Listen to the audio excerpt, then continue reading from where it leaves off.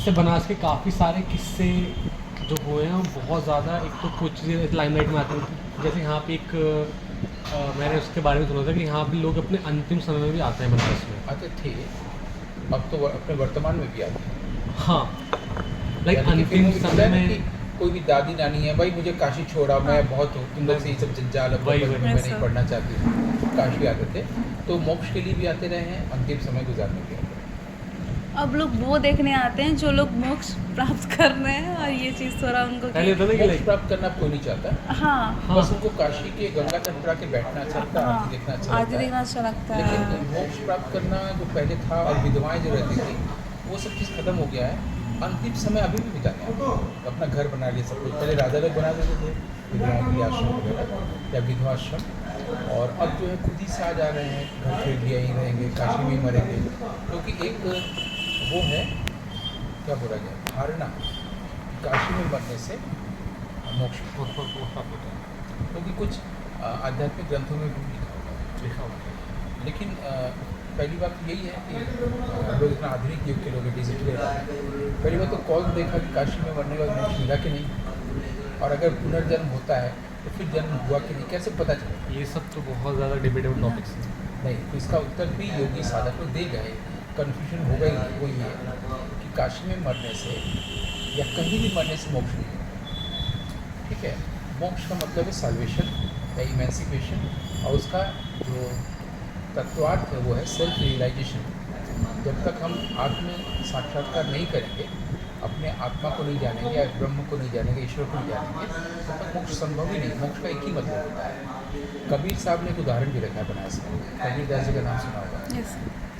उन्होंने मरने से पहले पूछा कि यहाँ पर कहाँ पर मरने से मोक्ष नहीं होता, और क्या होता है? बोला मगहर में मरने से गधे का जन्म होता है। बोला चलो, सबके साथ गए, उन्होंने वहाँ पर देह त्यागा।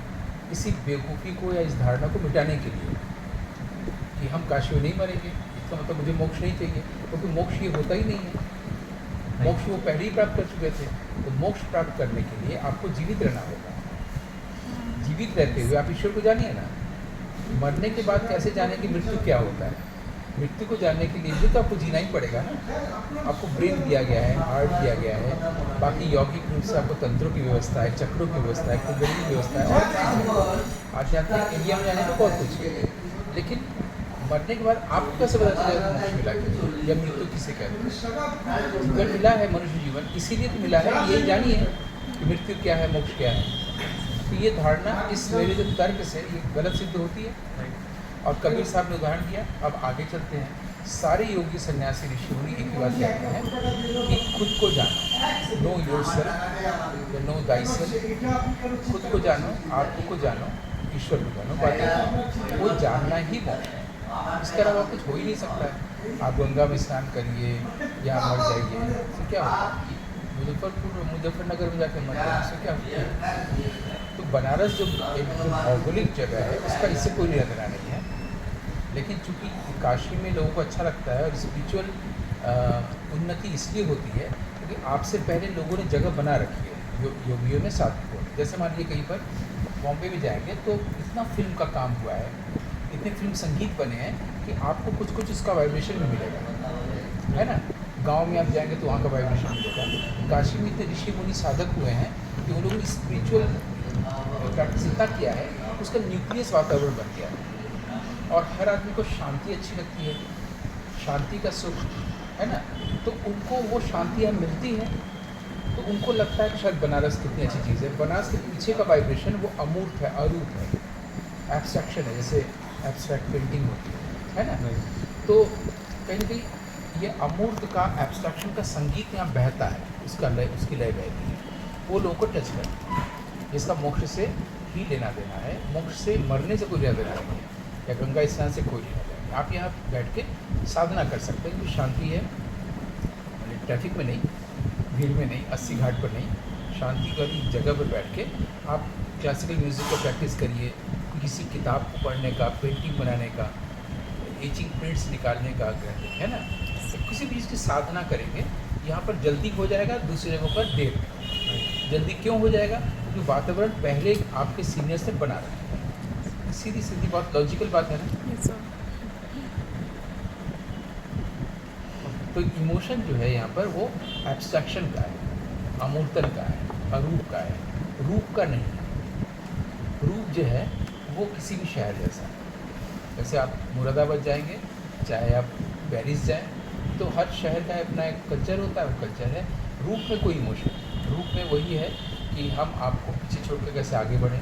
ईर्ष्या, द्वेष, घृणा जो सब जगह होता है, इंसान जहाँ है वहीं पर ये ऐसा व्यभिचार है, तो वह तो सवाल ही नहीं पैदा होता है। ऐसे इमोशंस तो हैं।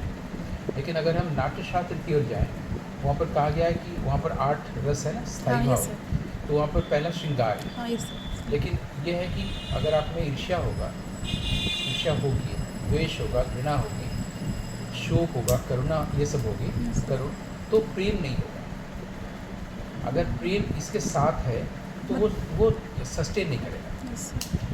मान मतलब लीजिए 9 रस का आदमी नहीं। 8 रस, हाँ, 9 वो शांत है, उसको भी शांत है। छोड़ देते हैं। हाँ, तो वो शांत रस 9वां नहीं है, वो पहला है।